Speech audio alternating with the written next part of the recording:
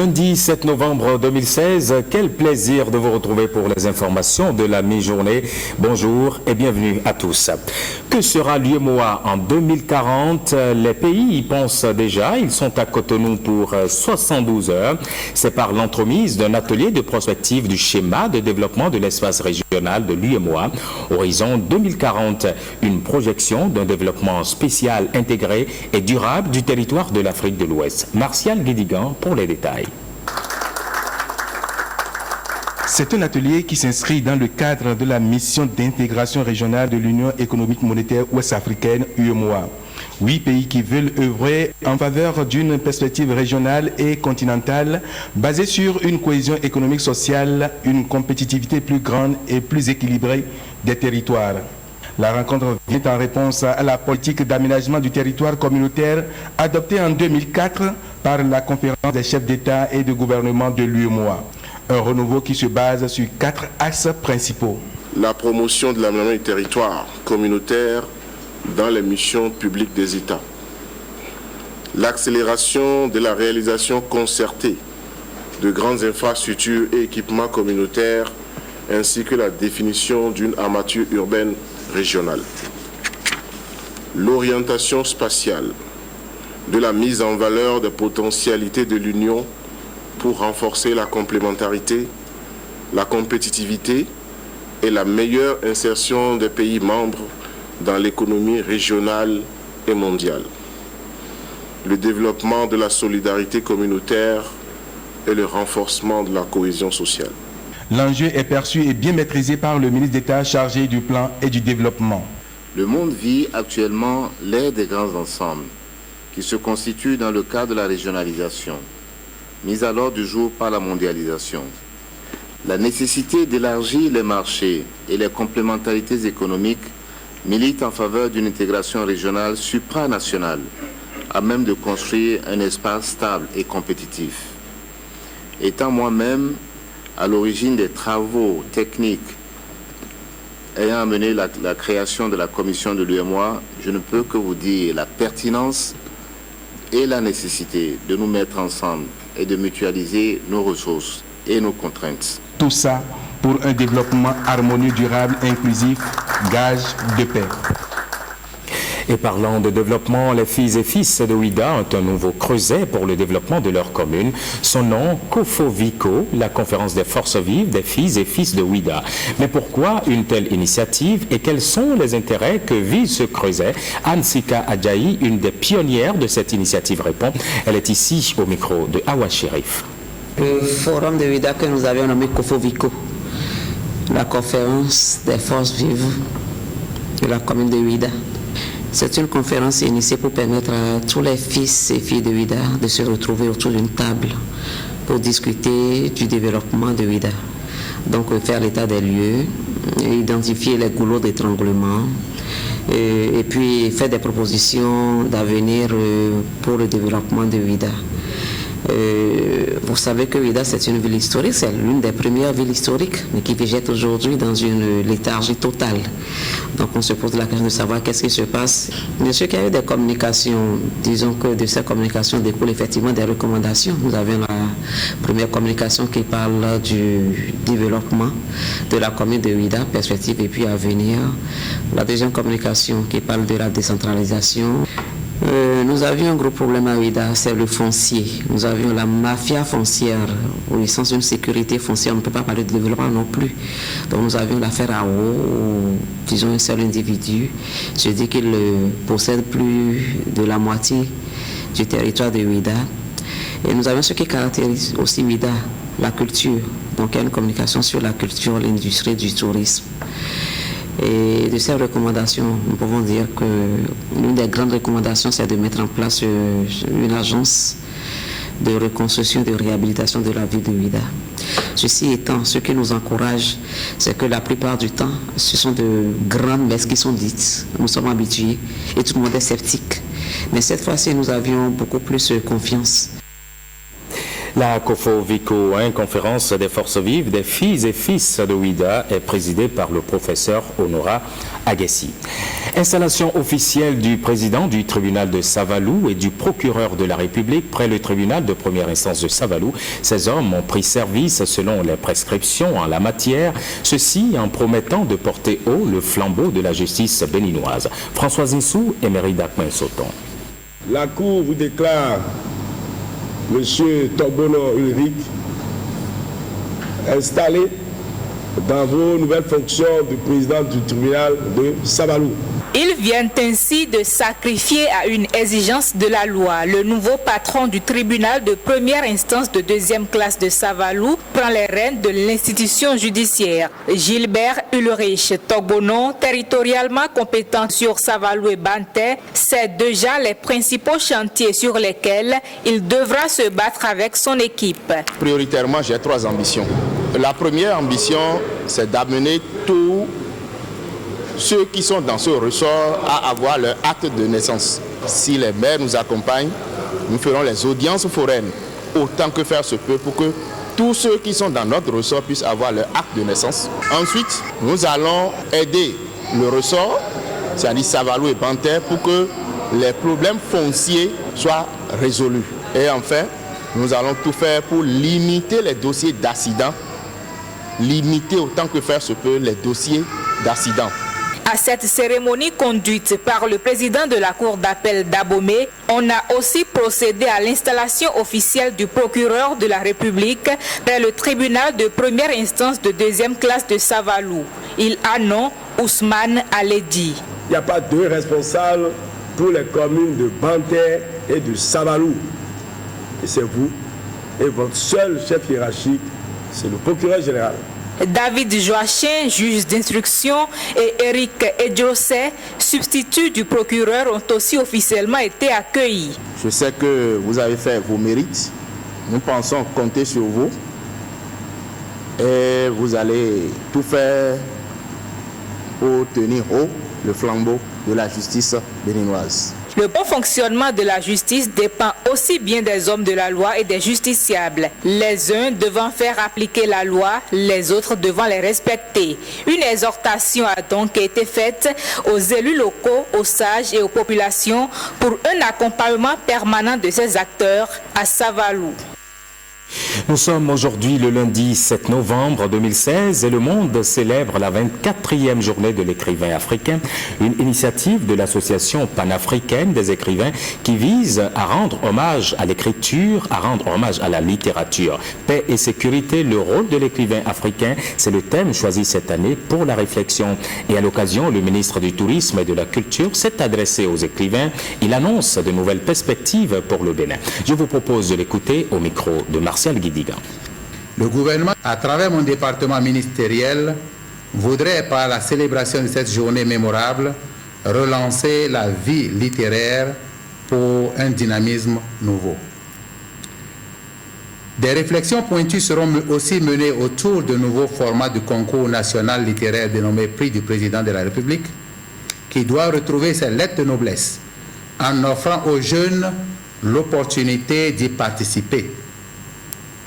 Il est par ailleurs utile de souligner que conformément au programme d'action du gouvernement, l'industrie du livre connaîtra un nouvel essor par la promotion des structures éditoriales professionnelles basées sur la qualité des œuvres créées et produites par les écrivains et éditeurs béninois. Il s'agira d'une politique du livre plus visible que par le passé dans les nobles perspectives aux fins 1. D'élaborer la stratégie de soutien aux maisons d'édition et de promouvoir la coédition au niveau régional. 2. De renforcer la capacité des jeunes auteurs, notamment par l'organisation des résidences d'écriture. 3. De promouvoir les œuvres littéraires nationales de qualité en instaurant leur intégration dans les programmes scolaires et universitaires en collaboration avec les ministères en charge de l'enseignement. 4. De promouvoir l'édition des livres et de la lecture en langue nationale et étrangère. 5. De concevoir et d'œuvrer à l'instauration d'un salon du livre de renommée internationale. Et à propos du livre et de la littérature, le gouvernement a saisi l'occasion pour exprimer sa volonté de relancer la littérature, mais ce vœu intervient à un moment où les bibliothèques sont des endroits très peu fréquentés, surtout par les jeunes. C'est ce que révèle d'ailleurs ce reportage de Martial Guédigan. Journée internationale de l'écrivain africain. C'est ce lundi 7 novembre avec le gouvernement béninois qui a voulu placer l'événement sous le double signe de la sobriété et de la réflexion pour reconstruire la littérature béninoise. Mais qui parle d'écrivain parle de livres en vers ou en prose, et qui parle de livres évoque l'existence de bibliothèques. Mais dans cet univers d'acquisition de la culture et du savoir, la définition d'un livre varie d'un individu à un autre, même si on y trouvait un dénominateur commun. Un livre, c'est un document ou quelque chose de recherche, quoi. Un livre, pour moi, c'est un truc, c'est quelque chose d'important qui est vraiment utile pour la vie d'un homme. Un livre, c'est un recueil d'informations ou des choses qui permettent à un écolier ou à un élève d'améliorer sa performance à l'école. Le livre, c'est d'abord la base de toutes les connaissances. Quant à son exploitation, à l'exploitation des livres aujourd'hui, c'est là où se trouve la plus grande interrogation. Je suis très étonné que très peu de personnes fréquentent ici. Certainement que les autres vont ailleurs, mais ailleurs on n'en trouverait pas mieux qu'ici. C'est dommage que nous constatons que les fréquentations ou la fréquentation des centres de documentation, la fréquentation des bibliothèques et autres lieux d'acquisition ou mettons d'acquisition de savoir ou d'apprentissage restent presque des lieux déserts. Le gouvernement béninois veut œuvrer pour une nouvelle littérature de qualité, dans un nouvel essor, mais à quel prix? Aujourd'hui, l'écrivain africain est entré dans une nouvelle phase. À partir de ce moment, l'écrivain africain doit se mettre dans une dynamique d'évolution. Ne vient pas dans la bibliothèque qui veut, mais qui en a l'habitude et qui construit chaque jour l'habitude. Aujourd'hui, le livre, je dis le livre en papier, donc les connaissances en papier sont un peu marquées par ce qu'on peut appeler les connaissances virtuelles, c'est-à-dire la version électronique des livres. Philosophe, écrivain, chercheur, professeur, président et lecteur, une réadaptation s'impose alors. La première édition du prix de l'excellence dans l'arrondissement de Zunzomé à Abomey a eu lieu ce samedi, occasion de récompenser les élèves les plus méritants et de prodiguer surtout de sages conseils pour le maintien des élèves à l'école. Gilles Dansou, Ernest Tétégou, reportage. L'excellence est célébrée ici à Zunzomé. Nous sommes dans la commune d'Abomey. Les aînés se mettent ensemble pour stimuler la saine émulation et surtout le travail bien fait chez les plus jeunes. Une cérémonie de remise de prix qui vient souder davantage les liens de fraternité. Nous avons décidé, nous, ressortissants de Zunzomé vivant à Cotonou, nous avons décidé de promouvoir l'excellence à travers le présent événement. Cet événement concerne tous les natifs de Zunzomé qui ont évolué dans l'environnement de Zunzomé, qui ont fréquenté dans les écoles primaires publiques de Zunzomé, qui ont fréquenté le CEG de Dili et les CEG environnants. Occasion pour inviter les jeunes à faire mieux. Je saisis cette opportunité pour lancer un appel aux filles et fils de Zunzomé et environ, résidents ou non, à contribuer à l'équipement et à l'entretien de ce chef-d'œuvre. Le succès est toujours au bout de l'effort. Et c'est parce que nous qui sommes les aînés, nous avons le souci d'appuyer nos jeunes frères que nous sommes venus ici ce matin. Ce matin, pour les appuyer à notre manière et leur donner tout le courage qu'il faut pour qu'ils puissent évoluer et émerger. Je m'en vais leur dire que si quelqu'un leur dit qu'aujourd'hui, lorsqu'on va à l'école, on va à l'université, on sort avec des diplômes, mais que l'on devient un diplômé, un chômeur, c'est une erreur. Le chef d'arrondissement insiste sur le rôle des parents dans l'accompagnement scolaire des enfants pour de meilleurs résultats. Face aux réalités actuelles, sociologiques de notre arrondissement, avec un taux d'abandon scolaire trop élevé, je crois que vous, parents, vous avez un rôle à jouer pour le maintien des enfants à l'école. Une démarche qui certainement va porter des fruits. On en vient maintenant à l'environnement. C'est parti à Marrakech, au Maroc, pour la 22e rencontre internationale consacrée à la protection de l'environnement.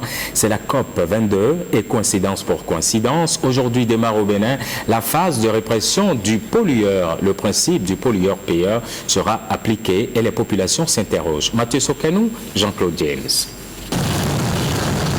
Durant tout leur trajet, ces usagers de la route vont malheureusement polluer l'air respiré par la population à cause des gaz d'échappement.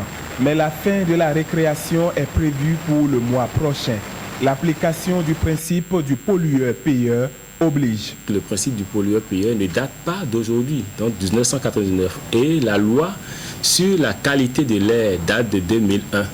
Donc c'est pour vous dire que ce n'est pas une nouvelle réforme du ministère du cadre de vie et du développement durable, sauf qu'il y a quelques années, nous avons continué par sensibiliser. À partir du 7 novembre précisément, nous allons passer à la vitesse supérieure, c'est-à-dire prendre les mesures coercitives. Nous sommes presque au mois de novembre. Et dans 7 jours,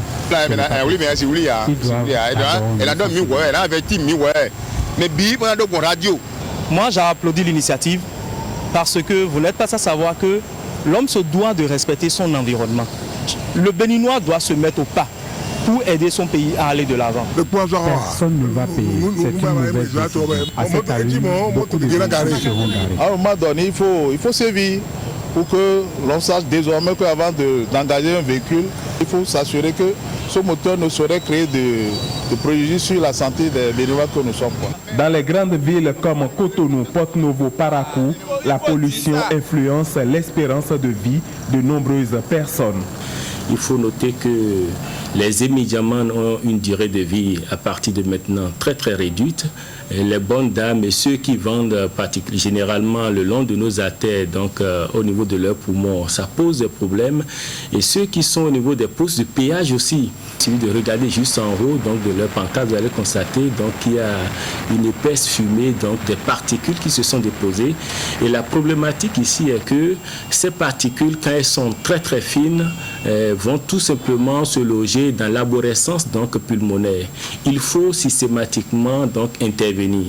L'intervention ne saurait être efficace sans un regard sur la qualité du carburant servi dans le pays. La CEDEAO a pris des mesures pour qu'à partir de 2015 que nous puissions passer donc en termes de carburant en ce qui concerne le soufre à 500 ppm. Pour ce qui concerne le gasoil, le Bénin est déjà passé à l'essence sans plomb. Donc nous sommes là actuellement en train de travailler sur les tests. L'application du principe au gros bonnet suscite des interrogations. Et si nous ne faisons rien et que nous commençons donc par faire une distinction donc au niveau de nos concitoyens, ce sera un échec. Et donc pour ne pas aller à l'échec, donc tous ceux qui ont des véhicules vont se faire contrôler tout simplement, que ce soit léger ou poids lourd, vont se faire contrôler. Nous avons réussi le pari désormais avec les casques. Et quand vous portez des casques, vous protégez une personne ou peut-être deux si vous êtes sur la moto portant tous deux votre casque. Ici, nous protégeons toute une population.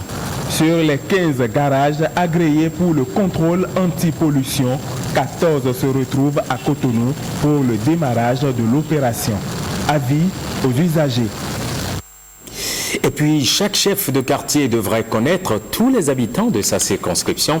L'exemple que voici est une première au Bénin. Ce chef quartier tient un répertoire de tous ses administrés. C'est pour mieux les sécuriser, dit-il. Nous sommes à Fieyon-Khouta. C'est un quartier de Cotonou. Les populations semblent bien apprécier l'initiative. Reportage, Yves Agodopessi, Martial Guidigan. Notre caméra a surpris tôt aujourd'hui les populations de Fieyon-Khouta et leur chef quartier dans leur intimité. Mais pas juste dans les chambres. Oui, ici, c'est la phase de dénombrement des populations après l'étape de sensibilisation qui a accompagné l'initiative du chef quartier qui veut sécuriser ses administrés. Une initiative saluée par plus d'un. Je crois que c'est une bonne initiative. L'initiative n'est pas mauvaise. Parce qu'aujourd'hui, avec l'insécurité qui règne, ils vont de maison en maison pour enregistrer et propriétaires et locataires. Mais au-delà, c'est l'action qui vient mettre au grand jour certaines tares de notre administration. Sinon, comment demander, étant locataire, la délivrance d'une attestation de résidence ou de possession d'État ignorant royalement le nom de son propriétaire? Tenez, ceci n'est pas une mise en scène.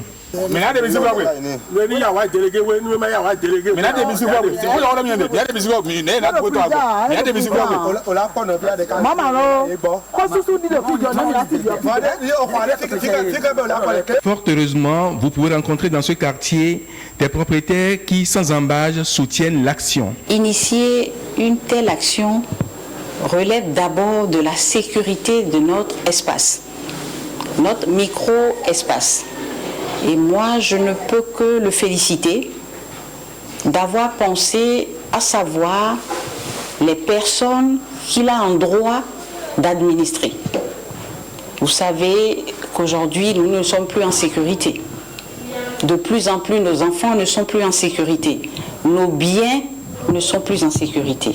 Mais de quoi retourne concrètement une telle initiative? Dans un premier temps, c'est de savoir qui habite sur mon territoire. Il y a même des propriétaires qui ignorent parfois leur numéro de parcelle. Et lors d'obtention de certificat de résidence, par exemple, ou attestation de possession d'État, tout ça là. Quand vous leur posez la question de savoir d'où sortez-vous, vous habitez quelle maison, laissez-moi vous dire parfois, qu'on vous dit, en tant que propriétaire même, le propriétaire te dira, je ne me rappelle même plus de ce numéro-là. Quant au locataire, c'est de dire, je ne connais même pas le nom de mon propriétaire. Pour pallier à tout ça là, j'ai pris sur moi-même la responsabilité d'aller vers la population. C'est ça qui a fait que je me suis dit qu'il faut au moins qu'il y ait un carnet qu'on appelle carnet d'hébergement. Et où je profiterai au même moment pour pouvoir recenser la population aussi. Connaître le nombre de personnes qui habitent sur mon territoire. Il faut que la population coopère. Il faut que la population coopère, que la population accepte ce que vous venez d'initier. Chacun de nous y participe avec une bonne volonté. Je crois que tout ira. Je ne peux que demander à tous mes voisins, à mes collègues de quartier, d'adhérer massivement à cette initiative, d'aller même vers cette autorité qui est le chef du quartier, que tout le monde se mobilise autour de lui et à avoir son carnet, de signaler tout ce que nous avons sous nos responsabilités, nos enfants, nos locataires, nos familles qui viennent rester avec nous, pour qu'ils sachent vraiment qu'il a affaire à des personnes bien civilisées, des gens qui sont prêts à l'accompagner dans sa tâche quotidienne. Il importe de souhaiter la modélisation de cette initiative et son informatisation, pourquoi pas. La 6e fête champêtre de l'ISEP, l'Institut spécialisé en éveil du potentiel et maîtrise de la destinée, a eu lieu samedi dernier à Cotonou. Un rendez-vous des fidèles de ce creuset de réflexion et de dialogue intérieur qui conduisent à la fin des souffrances de l'homme et à la liberté absolue de conscience. Clotaire Awekou, Francis Faton.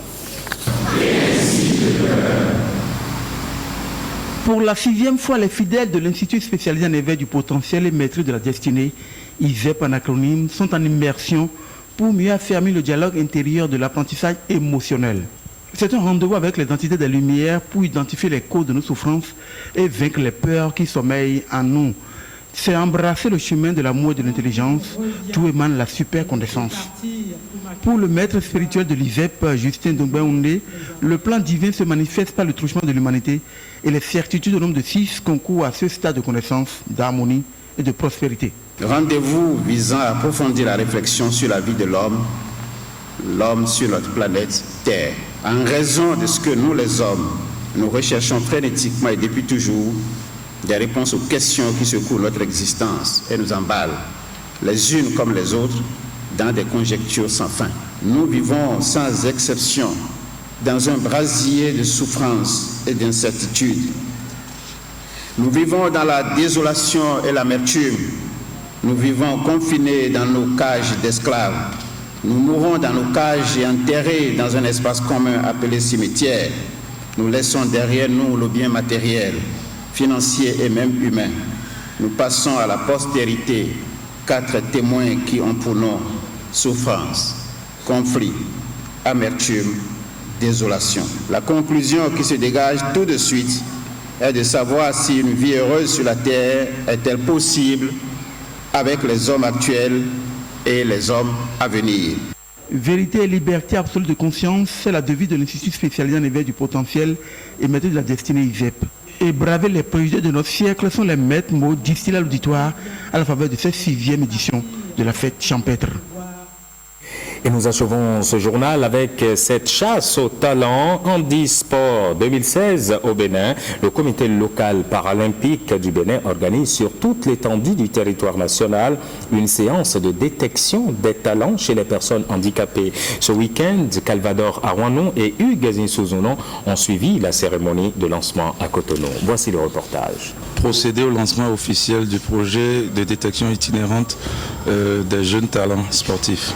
Le comité national paralympique du Bénin est à la recherche de l'appel rare dans plusieurs catégories de personnes handicapées. Nous avons eu en tout 4 types de handicap.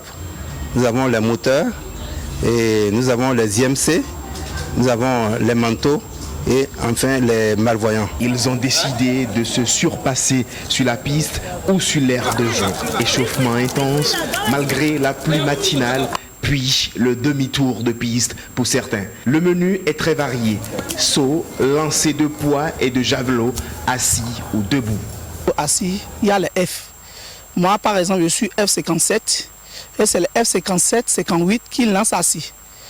Et les F56, 55 lancent debout. À ce rendez-vous des talents, on découvre un athlète de Lyon Handi Basket qui fait du top end, coup d'essai, coup de maître. Nous avons essayé le top end. Le top end en vérité c'est un fauteuil roulant et tricycle qui a un pas complètement en avant et lorsque vous vous placez dedans, vous prenez une sorte de position kangourou et puis vous roulez ça couché. Et donc lorsque vous le faites, on prend votre temps que vous faites sur la piste pour pouvoir vous évaluer. Alors pour ce matin, je viens de faire mon premier test. Je suis sorti premier avec 48 secondes 2 devant les autres sur une distance de 200 mètres. Une performance acceptable, mais les athlètes béninois sont loin du niveau international. Depuis les Jeux de Sydney en 2000, le Bénin a toujours pris part aux Jeux paralympiques. Mais on est en 2016, ça fait 16 ans, mais toujours on y va en tant qu'invité. Nous nous sommes dit qu'il est temps qu'on change notre façon de participer. Quelqu'un a dit l'essentiel est de participer, mais il ne faut pas se contenter seulement de participer, il faut passer à une autre dimension. Le comité national paralympique béninois veut désormais d'une qualification directe. Et voilà qui referme cette édition. Toute l'équipe de réalisation vous remercie d'avoir été là et se réjouit déjà de vous retrouver tout à l'heure à 16h30. Mais n'oubliez pas, l'info c'est en continu sur notre plateforme, le www.ortb.bj. Bon appétit si vous êtes à table.